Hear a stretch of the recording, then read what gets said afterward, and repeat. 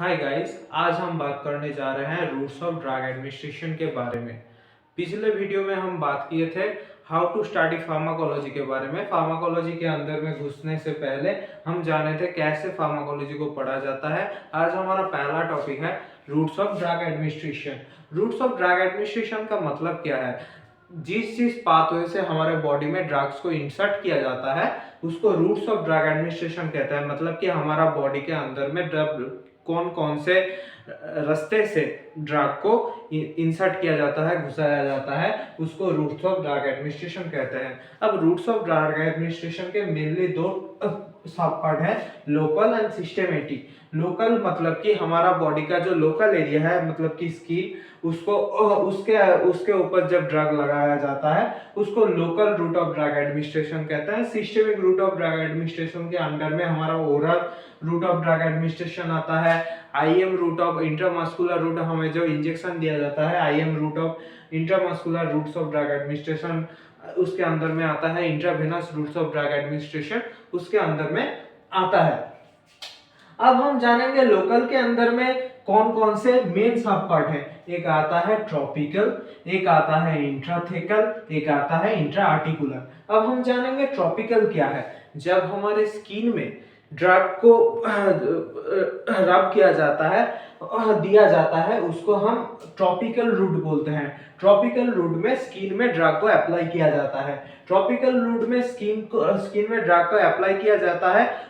हमारा स्किन किसका बना हुआ है? हमारा जो स्किन है वो लिपिड का बना हुआ है, इसलिए जो ड्रग्स दिया जाता है वो मेनली लिपिड सॉल्युबल होता है। अब ड्रग का सॉल्युबिलिटी किसके ऊपर डिपेंड करता है? हमारा स्किन का जो थिकनेस है उसका ऊपर डिपेंड करता है। कैसे डिपेंड करता है? Thickness varies 1 by drug solubility.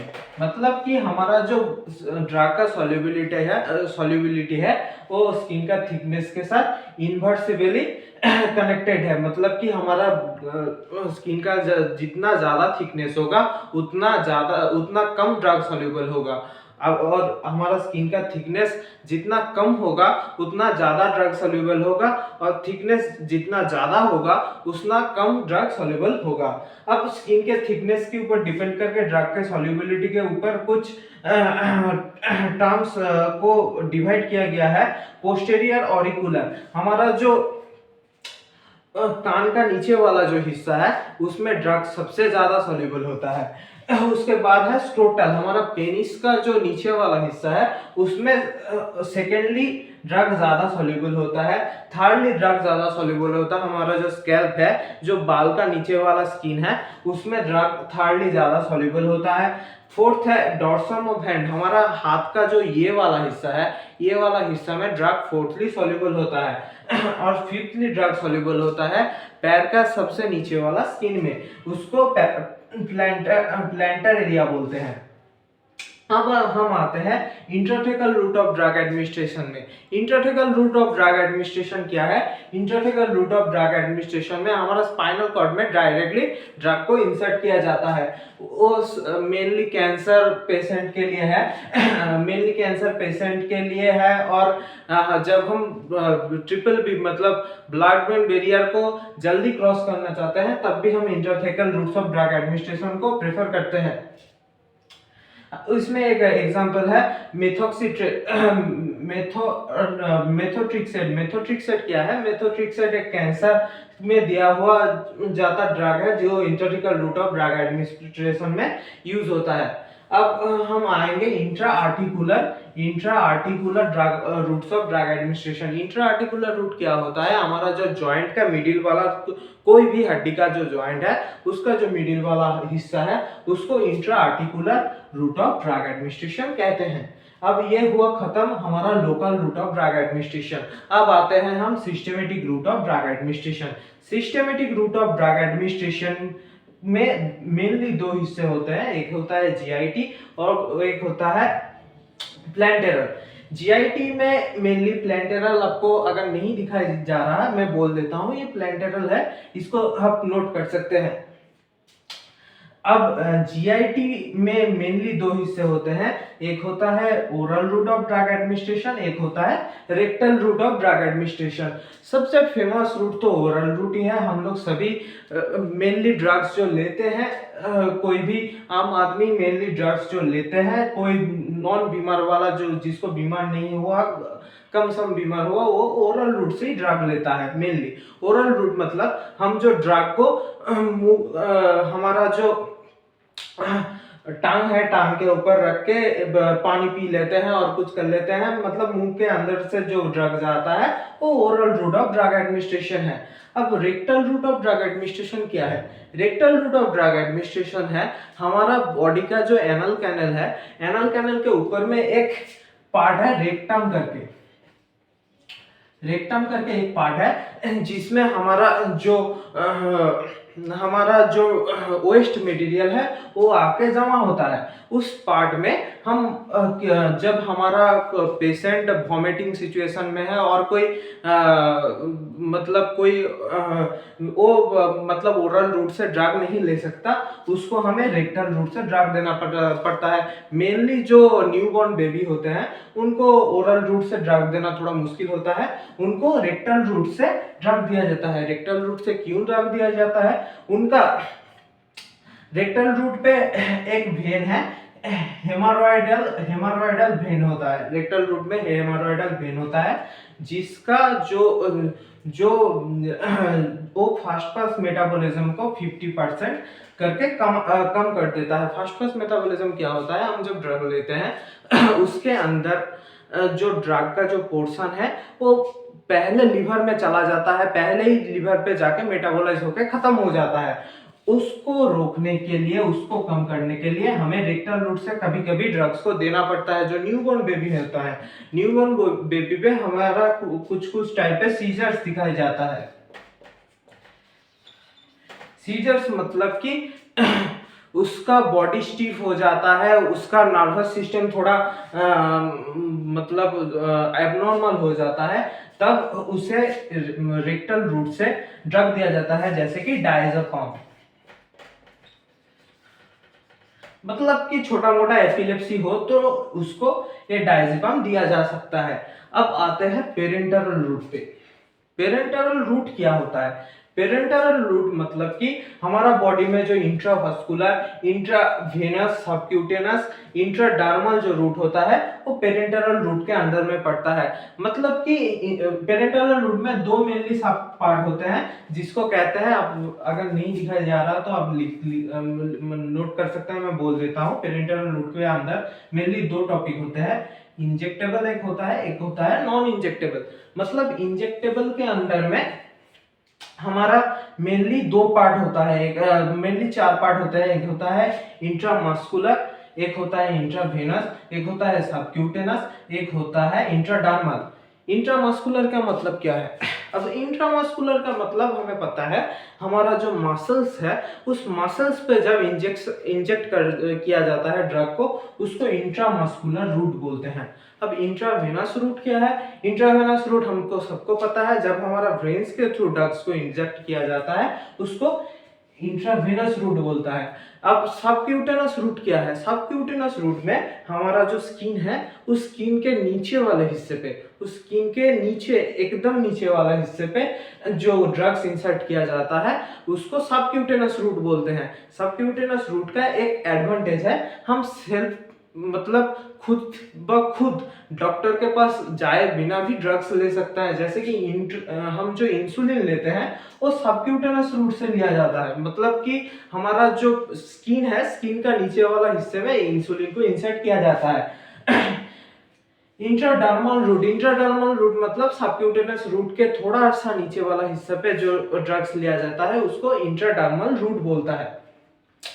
अब आते हैं नॉन इंजेक्टेबल जो पेरेंटरल रूट है, उसके अंडर में तीन आते हैं। एक होता है ट्रांसडर्मल, एक होता है नेजल, एक होता है इनहेलेशनल। अब ट्रांसडर्मल क्या होता है? ट्रांसडर्मल होता है मतलब कि हमारा जो स्किन है, स्किन में धीरे धीरे करके ड्रग्स को इंसर्ट किया जाता है, उसको ट्रांसडर्मल रूट कहते हैं। मतलब कि एक ड्रग का जो एब्जॉर्बिटी हमारा बॉडी पे एब्जॉर्बिटी बहुत कम है, उसको टाइम टू टाइम धीरे धीरे करके हमारा बॉडी पे उसको इंसर्ट किया जाता है, उसको कहते हैं ट्रांसडर्मल रूट। अब नेजल रूट क्या है? नेजल रूट मतलब हम मतलब मानिए कि हमारा नाक का कॉन्जेशन हो गया, मतलब कि नेजल कॉन्जेशन हो गया, हमारा सर्दी हो गया, जुकाम हो गया, हम ऑट्रिबिन लेते हैं ना, उसका कॉम्पोजिशन है शायद जाइलोमेटाजोलिन, उसका जो कॉम्पोजिशन है वो हम नाक के अंदर में इंसर्ट करते हैं, उसको हम nasal routes of drug administration कहता है। इनहेलेशनल रूट मतलब कि हमारा जो इनहेलेशन मतलब कि नाक से भी जा सकता है, मुंह के अंदर से भी जा सकता है, वो मेनली गैसियस सब्सटेंस होता है। गैसियस सब्सटेंस को जब हम इंसर्ट करते हैं उसको इनहेलेशनल रूट बोलता है। अब नेजल रूट से हम एक ड्रग देते हैं जिसको नेफ्रिन को कहते हैं, NaFaRin नेफ्रिन कहते हैं, जो GnRH मतलब ग्रोथ हार्मोन रिलीजिंग हार्मोन को इंक्रीज करता है। GnRH एगोनिस्ट है। एगोनिस्ट का मतलब हम थोड़ा सा बाद में बताएंगे, आप समझिए कि एगोनिस्ट मतलब कि जो हमारा सीक्रेशन को इंक्रीज करता है वो एगोनिस्ट है। GnRH मतलब जो हाइपोथैलेमस से जो हार्मोन रिलीज होता है, GnRH मतलब कि ग्रोथ हार्मोन रिलीजिंग हार्मोन, जो हाइपोथैलेमस से हमारा रिलीज होता है, उसको एगोनाइज करता है, मतलब कि उसको स्टिमुलेट करता है। इनहेलेशनल ड्रग हम मेनली एस्थमा के कारण लेते हैं, जिसका एक एग्जांपल है साल्ब्यूटामोल। अब आते हैं मेनली जो मेन पार्ट है हमारा इंजेक्टेबल। इंजेक्टेबल के अंदर में हमारा आता है IM route, IV route, subcutaneous route, intradermal route. अब IV रूट बहुत इंपॉर्टेंट है। IV रूट में क्या होता है, हमारा जो बायो अवेलेबिलिटी है, बायो अवेलेबिलिटी मतलब कि बायो अवेलेबिलिटी क्या हुआ मतलब हम मानिए कि हमारा हम एक ड्रग लिए, मतलब एक ड्रग लेना चाहते हैं, एक ड्रग कोई भी इंजेक्टेबल ड्रग, मानिए एक ड्रग, ठीक है, एक ड्रग हम लेना चाहते हैं IV रूट से। IV रूट कोई भी जो कुछ रूट हमें पसंद है वो उस रूट से हम लेना चाहते हैं एक ड्रग। उस ड्रग का एक API होता है। API का मतलब क्या है? API का मतलब है एक्टिव फार्मास्यूटिकल इंडेक्स। मतलब उसका मतलब है हमारा बॉडी पे फार्माकोलॉजिकल, मैं फार्माकोलॉजिकल इफेक्ट फर्स्ट क्लास में समझाया था, हमारा बॉडी में फार्माकोलॉजिकल इफेक्ट को इंड्यूस करने के लिए, लाने के लिए ड्रग में एक इंग्रेडिएंट, मेन इंग्रेडिएंट रहता है जिसको एक्टिव फार्मास्यूटिकल इंग्रेडिएंट बोलते हैं। उस एक्टिव फार्मास्यूटिकल इंग्रेडिएंट को हम ड्रग के थ्रू बॉडी में इंसर्ट किया। बॉडी में इंसर्ट करने के बाद वो एब्जॉर्प्शन के बाद डिस्ट्रीब्यूशन के टाइम, डिस्ट्रीब्यूशन के एब्जॉर्प्शन हुआ पहले, फिर डिस्ट्रीब्यूशन हुआ। डिस्ट्रीब्यूशन के टाइम कितना एक्टिव फार्मास्यूटिकल इंग्रेडिएंट हमारा जो ब्लड स्ट्रीम है, हमारा जो, थोड़ा सा मैं क्लियर कर लेता हूं आपको समझने में कोई दिक्कत ना हो। पहले हम ड्रग लिए, ठीक है, पहले हम एक ड्रग लिए, ड्रग में एक API होता है, API में क्या समझा चुका हूं, ठीक है।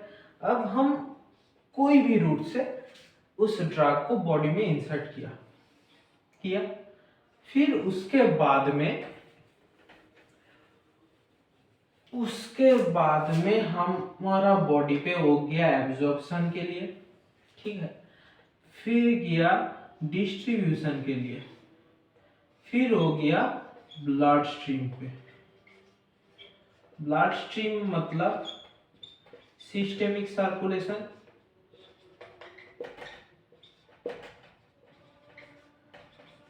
ब्लड स्ट्रीम मतलब क्या? Systemic circulation.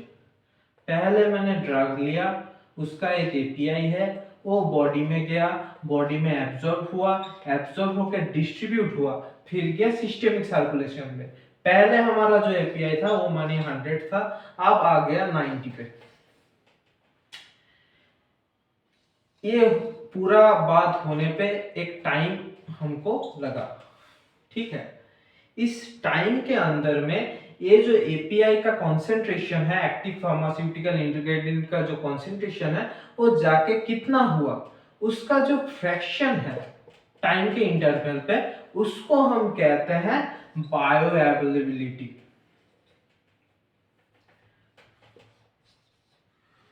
आपको समझ आ रहा है? पहले हम एक ड्रग लिए, ठीक है। पहले ड्रग लेके, ड्रग में एक एपीआई है जिसका मानिए एक डिजिट पे हम उसको इंडिकेट करते हैं 100 था, ठीक है। वो बॉडी के अंदर में घुसा, बॉडी के अंदर में जाके उसका एब्जॉर्प्शन हुआ, एब्जॉर्प्शन के बाद आया डिस्ट्रीब्यूशन हुआ उसका, वो ब्लड स्ट्रीम पे गया, ठीक है। ब्लड स्ट्रीम पे जाके उसका जो काउंट है वो हो गया 90, ठीक है। उसका जो उस वो 100 से 90 में जाने के इंटरवल, एक टाइम उसको लगा, एक टाइम लगा उसको 100 से 90 तक जाने के लिए। वो टाइम इंटरवल पे जो फ्रैक्शन हुआ, मतलब 90 और 100 के अंदर में जो फ्रैक्शन हुआ, पहले जो एपीआई था ब्लड स्ट्रीम में, जो एपीआई का कंसंट्रेशन है, उसका जो फ्रैक्शन टाइम इंटरवल पे, उसको कहते हैं बायो अवेलेबिलिटी, ठीक है। अब बायो अवेलेबिलिटी, हमारा जो आईवी रूट है उस पे तो हमारा एब्जॉर्प्शन का कोई बात ही नहीं है, क्योंकि एब्जॉर्प्शन तो होता है स्टोमक पे, ठीक है। एब्जॉर्प्शन होता है स्टोमक पे, हम स्टोमक को अवॉइड कर गए, हम क्या किए, हम डायरेक्टली वेन्स के थ्रू बॉडी ब्लड सर्कुलेशन पे ड्रग को इंसर्ट कर दिया। तो हमारा जो बायो अवेलेबिलिटी है आईवी रूट पे, यह आईवी रूट पे वो 100% है। मतलब हमारा जो वेन्स के थ्रू जो हम ड्रग इंसर्ट किया वो अगर 100 था, तो ब्लड स्ट्रीम में जो ड्रग गया वो भी 100 होगा, तो हुआ ना 100%। आज के लिए इतना ही। अगले क्लास में हम एक नया टॉपिक के बारे में डिस्कस करेंगे।